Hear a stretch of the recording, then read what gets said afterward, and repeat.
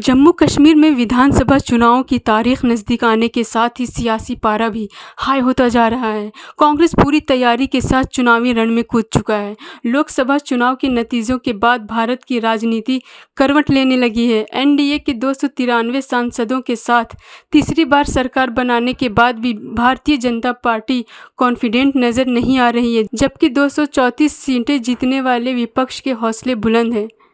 विधानसभा उपचुनाव के परिणाम ने बीजेपी की टेंशन बढ़ा दी है।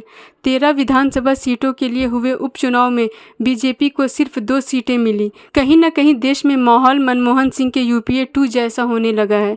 प्रतिपक्ष में कांग्रेस के वरिष्ठ नेता राहुल गांधी ने जम्मू कश्मीर में अपने दौरे के दौरान पार्टी कार्यकर्ताओं को संबोधित करते हुए जम्मू कश्मीर के विधानसभा चुनाव के मैदान में नए चेहरे उतारने के संकेत देकर जैसे बीजेपी के सर पर बम फोड़ दिया है, जिसके बाद प्रधानमंत्री नरेंद्र मोदी के नींद ही उड़ गए हो। राहुल गांधी ने पार्टी के सीनियर कैडर को ज़मीनी स्तर पर एक्टिव कार्यकर्ताओं को टिकट देने पर विचार करने को कहा है। वहीं नेशनल कॉन्फ्रेंस से गठबंधन के ठीक बाद राहुल गांधी का यह बयान पार्टी में बगावत का रोकना भी माना जा रहा है। राहुल गांधी पार्टी के नेताओं को एक साथ लेकर चलना चाहते हैं। जिस प्रकार विधायकों की बगावत के बाद पहले कर्नाटक में ही साल 2019 में कांग्रेस और जेडीएस की सरकार गिरी, इसके बाद 2020 में मध्य प्रदेश में कांग्रेस की कमलनाथ की सरकार गिर पड़ी। मध्य प्रदेश में कांग्रेस के ज्योतिरादित्य सिंधिया ने बगावत कर दी थी। 2022 में कांग्रेस समर्थित महाराष्ट्र विकास अघाड़ी की सरकार महाराष्ट्र में गिर गई। इस सरकार का नेतृत्व उद्धव ठाकरे के पास था, लेकिन भारत जोड़ो यात्रा और उसके बाद भारत जोड़ो नया यात्रा पूरा करने के बाद राहुल गांधी एक्टिव हो गए हैं। राहुल गांधी प्रधानमंत्री नरेंद्र मोदी के लिए सिरदर्द बन गए हैं। भारतीय जनता पार्टी के खेमे में छटपटाहट साफ दिख रही है। केंद्रीय मंत्री गिरिराज सिंह ने राहुल गांधी को लेकर बड़ा बयान दिया है। उन्होंने दावा किया कि कांग्रेस नेता राहुल गांधी जम्मू कश्मीर में अनुच्छेद 370 को बहाल करना चाहते हैं। मैं जम्मू और कश्मीर के लोगों से मोहब्बत करता हूँ। ये बहुत पुराना रिश्ता है, खून का रिश्ता है। हिंदुस्तान की हिस्ट्री में आज़ादी के बाद बहुत सारी बार यूनियन टेरिटरीज को स्टेट में बदला गया है, मगर एक ही उदाहरण है जब स्टेटहुड छीनकर यूनियन टेरिटरी बनाई गई है। ये पहली बार हुआ है, इससे पहले ये कभी नहीं हुआ था। हमारे लिए जम्मू और कश्मीर के लोगों का रिप्रेजेंटेशन, उनका स्टेटहुड सबसे जरूरी चीज है। मैं आपको पर्सनल अपनी बात बताता हूं, मैं लोकतंत्र की रक्षा करता हूं, पूरे देश में करता हूं, रिप्रेजेंटेशन की रक्षा करता हूं, मगर मेरे लिए जो जम्मू और कश्मीर के लोगों के दिल में दर्द है, दुख है, डर है, उसको मिटाना मेरा लक्ष्य है। ये मेरे लिए पॉलिटिकल बात नहीं है। जो आपको सहना पड़ता है, जिस डर में आप जीते हो, जो दुख आपको होता है, इसको मैं, खारगे जी, पूरी कांग्रेस पार्टी हमेशा के लिए मिटाना चाहते हैं। जम्मू और कश्मीर के लोगों से, युवाओं से मैं कहना चाहता हूं, नफरत के बाजार में मोहब्बत की दुकान खोलनी है। नफरत की काट नफरत से नहीं हो सकती है, नफरत की काट मोहब्बत से हो सकती है, और मिलकर हम नफरत को मोहब्बत से हराएंगे। कांग्रेस और नेशनल कॉन्फ्रेंस जम्मू कश्मीर विधानसभा चुनाव मिलकर लड़ने वाले हैं। राहुल गांधी से मुलाकात के बाद नेशनल कांग्रेस के मुखिया फारूक अब्दुल्ला ने इसका ऐलान किया। राहुल गांधी ने कार्यकर्ताओं से कहा कि लोकसभा चुनाव के बाद प्रधानमंत्री नरेंद्र मोदी का कॉन्फिडेंस टूट गया है। अब उनकी छाती 56 इंच की नहीं रही। जम्मू कश्मीर चुनाव में गठबंधन तभी होगा जब कांग्रेस के सभी कार्यकर्ताओं को इज्जत मिलेगी। वहीं कांग्रेस अध्यक्ष मल्लिकार्जुन खड़गे ने कहा कि अगर हम जम्मू कश्मीर चुनाव जीतेंगे तो सारा हिंदुस्तान हमारे कब्जे में आएगा।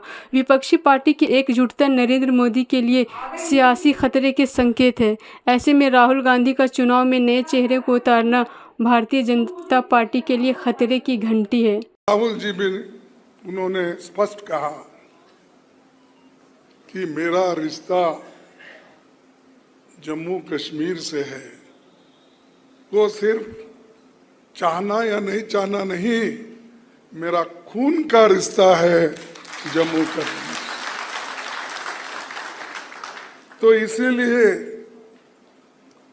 हमारी यह अपेक्षा है कि जम्मू कश्मीर इस आने वाले चुनाव में जरूर हमारे साथ देगा। पूरी आपको ताकत लगानी पड़ेगी। और ये चुनाव यहाँ पर तो 3 चरण का चुनाव हो रहा है। ये बीजेपी हमेशा तय करती है कि किस जगह से इलेक्शन शुरू करना,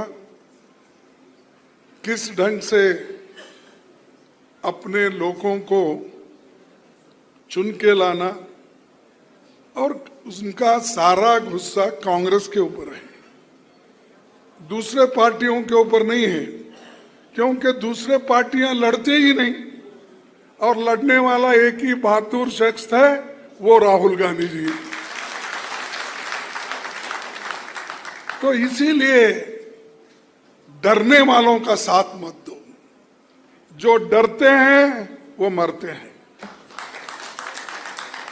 और जो तुम्हारे साथ रहेंगे, हम लोग, हमारी पार्टी आपके साथ है और साथ रहेगी।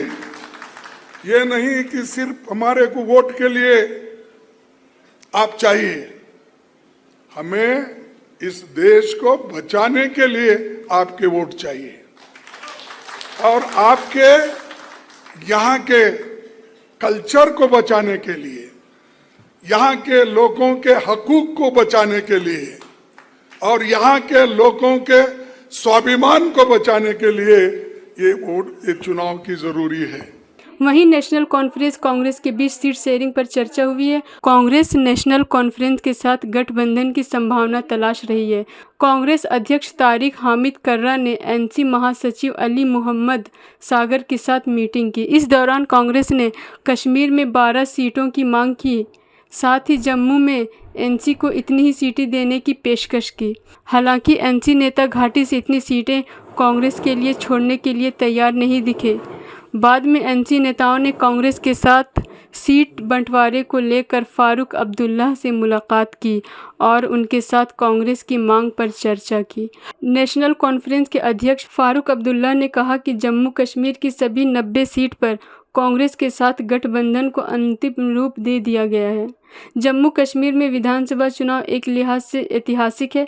बता दें कि अनुच्छेद 370 के निरस्त होने के बाद पहले विधानसभा चुनाव 3 चरणों में होना है, 25 सितंबर और 1 अक्टूबर। गिनती और नतीजे 4 अक्टूबर को आने हैं। ब्यूरो रिपोर्ट, न्यूज़ नशा।